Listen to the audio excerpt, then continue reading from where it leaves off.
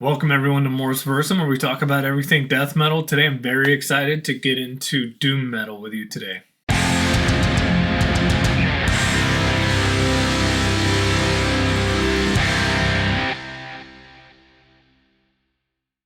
So I'm going to approach this video the same way I did my introduction to death metal video.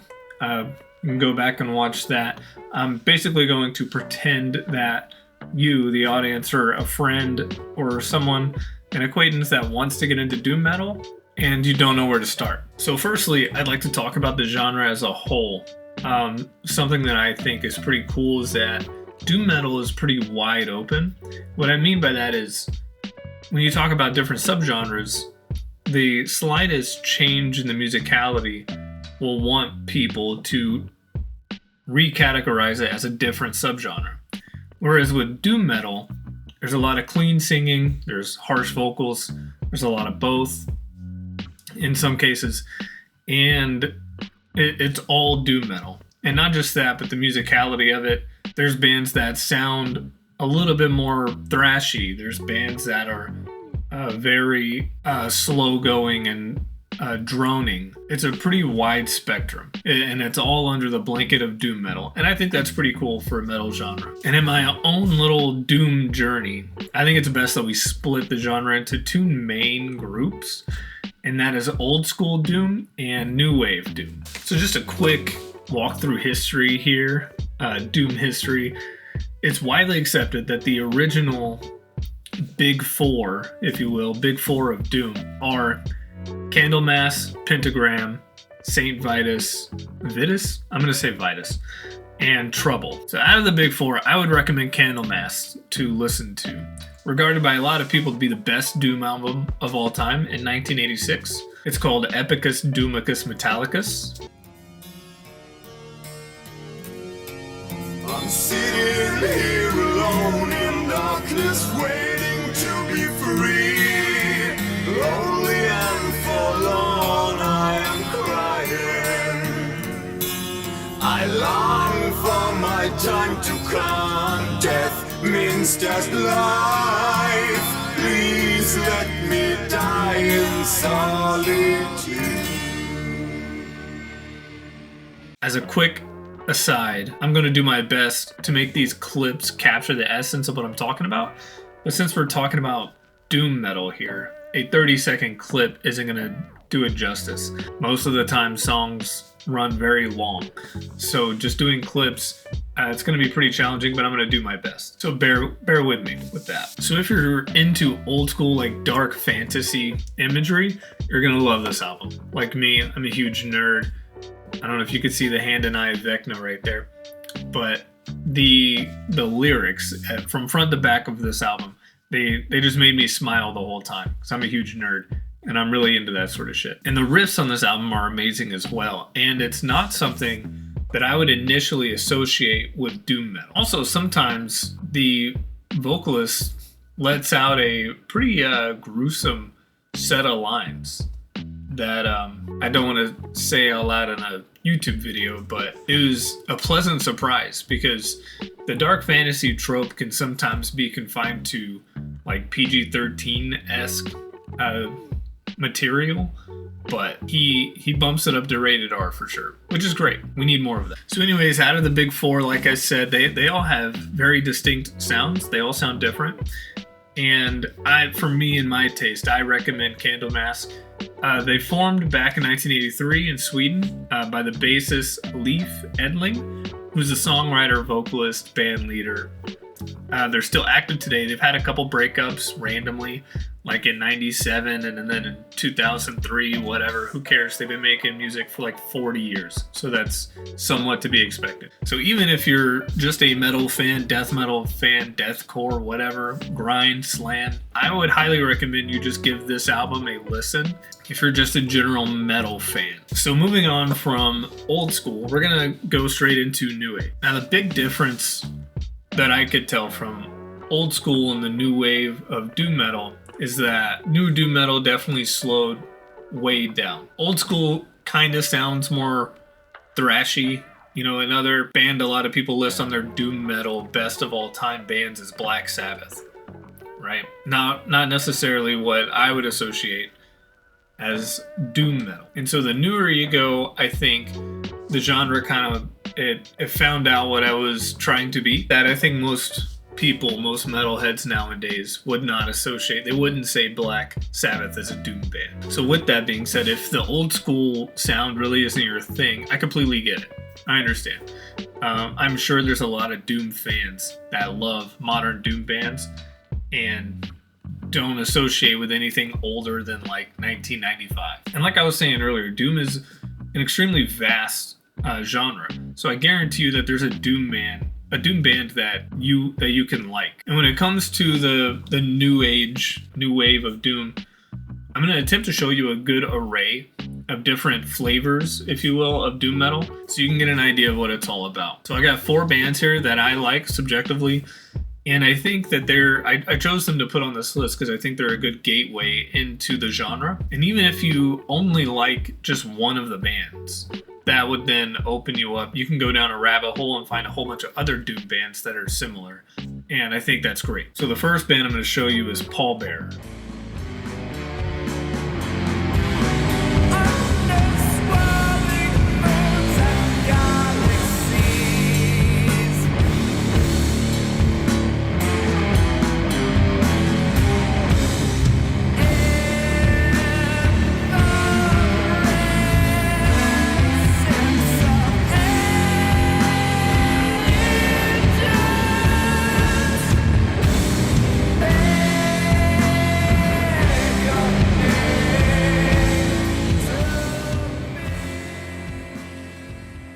Pallbearer is an American doom metal band from Little Rock. They formed back in 2008. And as far as the clean style of doom goes, they kind of scratch that as itch for my taste. Particularly Sorrow and Extinction. I remember when this album came out and I was pretty obsessed with it for a good couple weeks. I just had it on repeat. Subsequently, their follow-up album, Foundations of Burden, was another amazing album that you should give a listen to. Now with Pallbearer, the newer you go, the lighter they seem to get. They recently came out with some newer stuff in the last couple of years, and I gave their whole discography another run-through. For me, I don't want to be the typical metal guy where it's like their first album is their best fucking album, but in this case, it's true. So, at least for me, subjectively, their newer stuff is great. Don't get me wrong; it's still great music. It's just not my jam. Now, Pallbearer's had a lot of success and notoriety over the years. They've been in New York Times Magazine 2017. They've hit the top 200 Billboard charts. And for me, Pallbearer was my first exposure to doom metal. My first real exposure to doom metal, I think. So it's appropriate to share them with you on the first slot. They have a very approachable disposition when it comes to their music. So yeah, go check them out. Moving on, the next band we're going to talk about is Space Slug.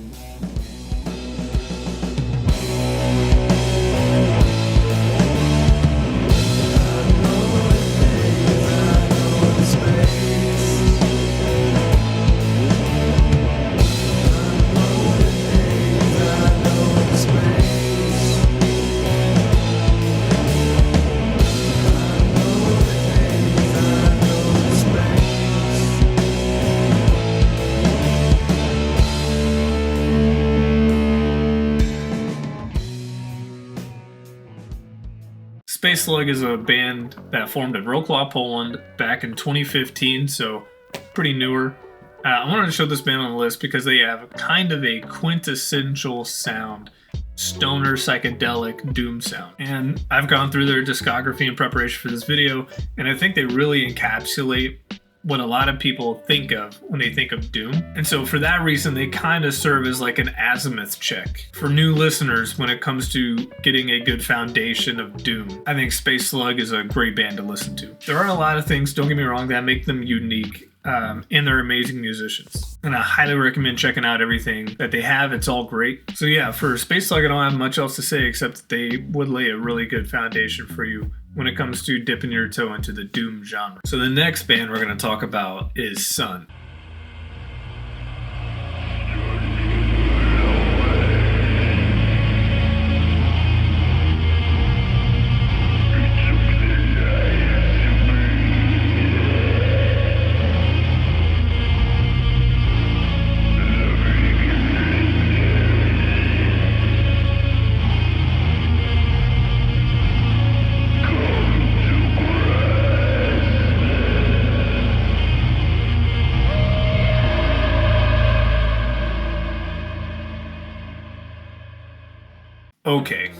here we go.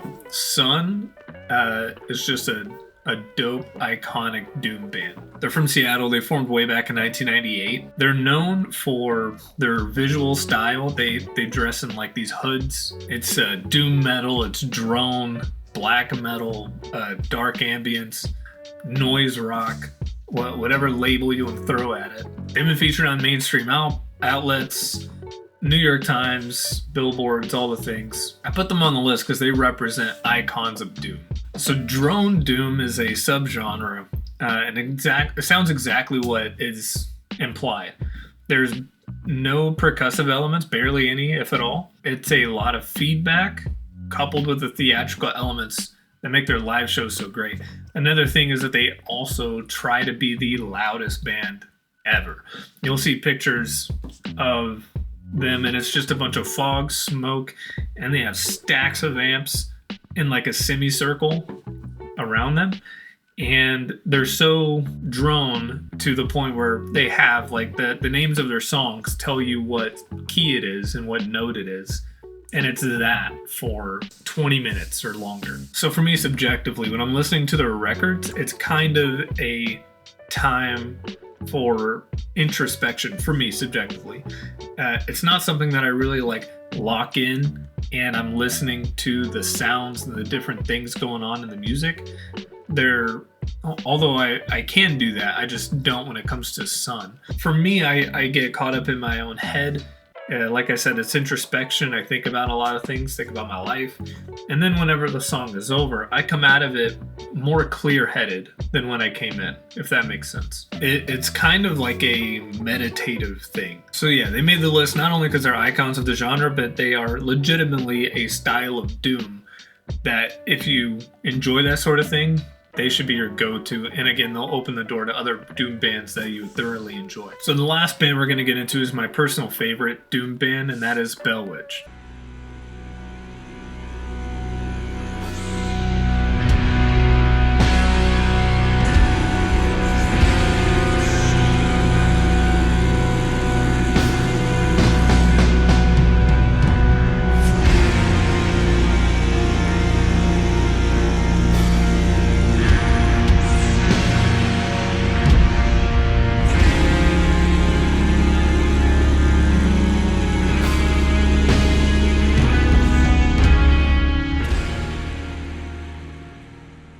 Bell Witch formed back in 2010, Seattle, Washington again, something in the water in Seattle. The band first hit my radar way back in 2017 when they came out with Mirror Reaper. It gained a lot of notoriety because A, it's just a great album. The album art is sick. But B, it's one track and it's an hour and 23 minutes long. And subsequently, they broke it down into movements, but I'm not sure if they did that initially.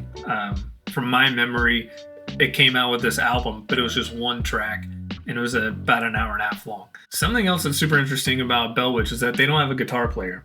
It's just a bass player and a drummer. Now, the band has released a demo, a couple albums, their first couple, Longing and Four Phantoms, but back in 2016, the drummer and founding member Adam Guerrera died.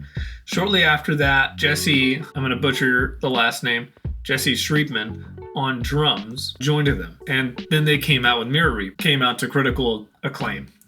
The album features vocals from Guerrera that were left over from the Four Phantom sessions, and I think that's pretty cool. So now they said that they are working on a trilogy of albums, which is very exciting. They came out with the first part in 2023 titled Future Shadow Part 1, The Clandestine Gate.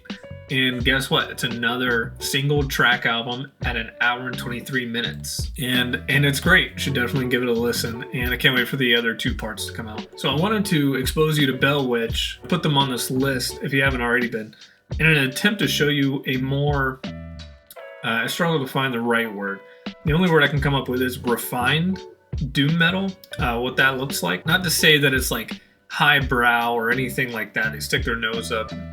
Not in any way. I just feel like Bell Witch takes a more deliberate approach to their production and their soundscape. And if you appreciate that and enjoy that, I don't think there's anything wrong. So yeah, give Bell Witch a listen. So in conclusion, I know that there's a million bands that I didn't talk about, but this should serve as a good jumping point. Do you agree with this list? Do you have a friend? If you have a friend trying to get into doom metal, please send them this video. Comment down below. Let me know what you think. What bands would be on your list? What do you think of the bands that I featured? Thank you for joining me on this introduction to this beautiful genre.